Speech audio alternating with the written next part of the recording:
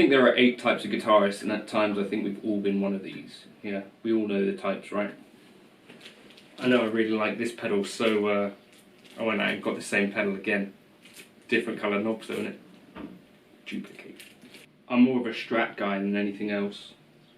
I put this in the water, and suddenly I realised that there was nothing else in the water because it had blown everything else out of the water. So you're going to sell those other things then? What's that? No. This is my rig for when I'm driving. Skoda. This is my bedroom rig. And this one here's my toilet rig, you know, for a long visit or whatever. I like to have a backup for my backup's backup, yeah. Yeah, I'm a telly guy really. They only made a limited run of these. This is number 1288 limited. In this video I just wanted to talk about some of our motivations for buying gear, and for me myself I'm trying to get on top of what exactly my motivations are when I'm considering a gear purchase. I just wanted to share that with you instead of a video that's pushing products or telling you that this latest piece of gear is the best piece of gear. As a hypocrite, I just wanted to talk to you about what I'm trying to do in my own personal life, and the struggles, about how I've managed to steer away from some purchases recently, and how I'm going to continue to try and stay on the straight and narrow path. Okay, again, welcome back to Gear Anonymous. My name's John Cordy and I have a problem with gear.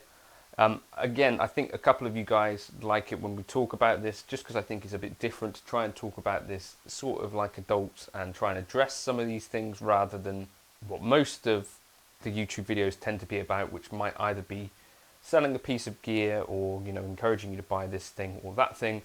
Instead, I'm talking ongoing about kind of my feeling about whether I need some of this gear, probably something akin to Keith at 5 Watt World in terms of like getting the most music out of the least gear.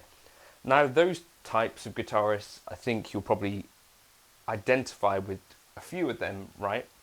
And this is a thing, so myself, I don't know about you, but I don't spend money on alcohol, cigarettes, a nice car, or holidays or things like that. So for me, most of the money that I've spent over the years has gone into kind of my hobby and also my job, which is guitar playing. So, you know, I spend money on gear and guitars and things like that, and sort of the little bit of difficulty for me there is that necessarily some of this stuff I buy specifically to show on the channel and go, right, this is a piece of gear, do a review of it, do I like it, do I not like it? Then some of it I sell, some of it I keep. But yeah, I started this process of selling off some of this stuff because I started to think I value space as well as this stuff, and I'm saving up for a house and all these sorts of things, right? In the last kind of few weeks, there were a few bits and pieces which kind of made me think about, would I buy that thing? And I started thinking, you know, looking at, can I afford this thing? Can I not? And it just reminded me again about, you know, it's important to try and, if you can keep yourself off of this buying gear thing, I think there can be benefits. And I'll just talk about what those are. So first of all, I think it makes sense to try and think about what kind of a person you want to be. So there are, you know, legitimate guitar collectors. And so you could think about people that have massive collections of gear, you know, so someone might have a collection of Les Pauls, they might have a collection of many Strats, and think about whether that is you or not. So for me personally, I don't think about this house that I'm in is big enough to be like a museum for gear. If I was really into pedals, yes, I might think, right, I could collect certain things, but I don't think I'm that type of person. So for me, I think of myself more as a player, or to some extent like a demonstrator or whatever. And so for me, the idea of having multiples of certain instrument, or, you know, collecting pieces of gear and storing them, just, it doesn't make sense for me. So when I look at gear, I need to kind of think about that as a motivation. So buying a piece of gear just because it's rare, or buying a piece of gear because it's a limited edition, probably for me doesn't make a ton of sense, because I'm not a collector, I'm a player and I'm a demonstrator, and I actually gig some of this gear as well. So for me, I don't think it would make sense for me to be buying pieces of gear specifically because they were limited edition or because they only made a few of these, unless it was something specifically that I wanted, that I was looking at actually gigging or something, right? I'm looking for a specific model. That's something I need to remind myself of. And I don't know if you feel the same way, but you know, the reason that people do these limited editions presumably is because they sell quite well, right? I guess the other part of this collection thing is that sometimes we buy gear with this idea that one day it might be worth more money than it is right now. And I think that can be true some of the time, but I think there's also other things that do increase in value more reliably, right? And so that as a reason to buy gear doesn't really, I think, shake out as being a particularly good reason in a lot of cases. Let me know of exceptions to that. I know obviously there are things like if you had bought a Vemiram TSV 808 when they first came out, I think these would have been about 400 quid, 400 quid, and now they tend to go for a bit more than that. But I feel like it's very difficult to know and predict that sort of stuff, in my opinion. So you can't necessarily sensibly be a guitar gear investor unless that is literally what you do, in my opinion. I've also noticed a behaviour that is really easy to spot as being a thing which is just buying for the sake of buying. So this is kind of the duplication thing where you think, right, I know I like this amp, could I buy another one? This, I guess, is how you end up in a situation where you have like 5 Strats or something like that. So I have quite a lot of Stratcasters and I have a few tellies. And I've even thought about, I've got an amp down here which is a Mesa Boogie Nomad 45. I really like it. It was the first valve amp I bought. I've even thought about buying another one, and it doesn't really make much sense because the one that I've got I don't use much at all. So notice that. So I've kind of, with some pedals I've done that as well, and you think, why would I need to buy another one of these if, you know, how often am I using this thing that would really make sense that I need another one of these things? And you think, or it might save me time taking it off a board or something. Yes, backups can be useful, of course, but think about that a bit sensibly instead of just buying a duplicate for the sake of it, which is a thing, I know that sounds weird, but it's a thing that I've noticed myself kind of thinking about doing, and you should probably maybe not do that. 2 Mesa Boogie Nomad 45s would be less useful than the one that I've got there that I don't use often. One area that I'm really good actually is steel string acoustic guitars. So this is my only acoustic guitar which I just brought back today because I was playing it for my niece and I thought, well, that's interesting, quite a fun guitar.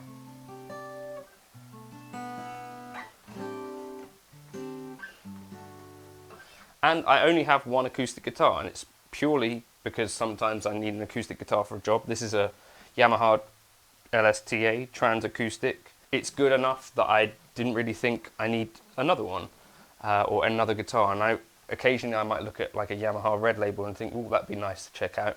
But realistically, if I don't use an acoustic guitar all the time on the channel, or I don't need any other acoustic guitar, I feel really good about just having the one acoustic guitar. I've got that other nylon one which I use as well on gigs at the moment, duo gigs.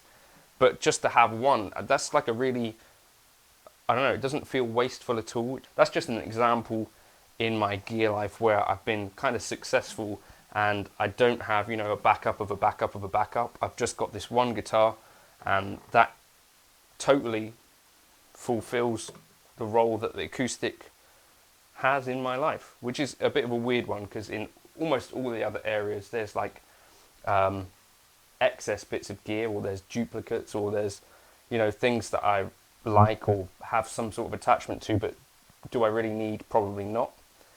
And, you know, realistically, could I spend that money on something like the house and it'd be better spent? Probably, yeah. I tried my friend Jake's Les Paul, which is an expensive one, and it's kind of got me thinking about Les Pauls a little bit. And I saw one come up on a forum, a Les Paul R9, and it had been finished by Tom Murphy. It was a 20th anniversary, and a few months ago I would have never dreamed of spending 4.5k on a guitar, particularly not a Les Paul. And for a second there I was like, I sent David Beebe a message and I said, can you talk me out of this? And we just chatted back and forth, and he said, you know, would you have ever thought about this a few weeks ago? Is this like reasonable? You know, can you afford this thing anyway? Are there other things that you'd rather spend your money on? So I was able to kind of avoid that, which would, I think, have been quite a bad decision because, as I say, I'm trying to save for this house. Although I've got some money kind of spare and stuff, um, it wouldn't be wise to spend money on that. So that was a win.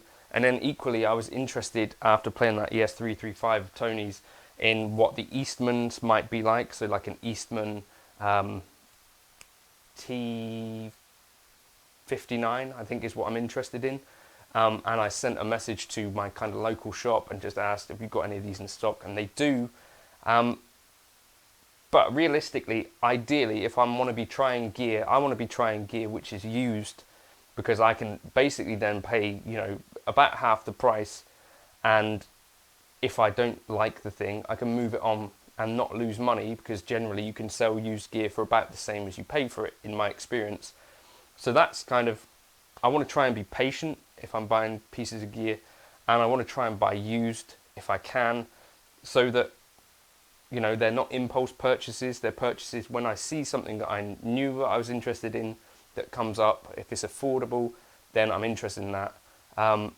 So at some point I'll try and bring an Eastman to the channel, but I'm not going to buy a new one just because I think someone else can do that. I don't have to. And maybe even I can be patient and buy a piece of gear used, and then I can think, right, do I want that piece of gear? I can evaluate it and know that I could move that back on the used market and generally be okay, particularly if it's not like a really weird, obscure piece of gear. That's what I'm trying to do. That's how things are working out for me. I don't want to be a collector of guitars in general. I'm just a player, and you know, this is kind of the space that I have for this gear. So for me, it's not a case of like I want loads and loads of each of these things. I do, you know, the modeling stuff is kind of what I demonstrate on the channel to some extent, and hopefully I'm able to share ideas in that way, or share how to do things. But there's no real reason for me to have loads of amps in here. There's no real reason for me to have infinite guitars. If they don't fit in this room, then they got to go, right? The least music from the most gear. Anyway, that's kind of where I'm at with it. It's kind of our weekly chat on gear problems. It was just, I was thinking like, what type of person do I want to be with this gear stuff? Is there a reason for me to have some of these bits and pieces? What was the motivation? So that's what I'm thinking. You need to think about what type of person are you? What is your relationship with this gear? Are you someone who really wants limited edition stuff, like rare little bits and pieces? Are you a collector where it's like, I like the idea of having a full set, completion? You know, this kind of thing even works in plugin world, right? You see people that bought multiple Neural DSP plugins that do really quite similar things, because I think part of our motivation as humans is we want to complete a set. So think about, is that a genuine motivation, or are we kind of being tricked by a little piece of marketing? These are things that I'm trying to be a bit more conscious of as I make decisions about what to spend money on. Leave a comment below if you've got kind of things that you bought recently that you were glad that you bought, impulse buys that worked out.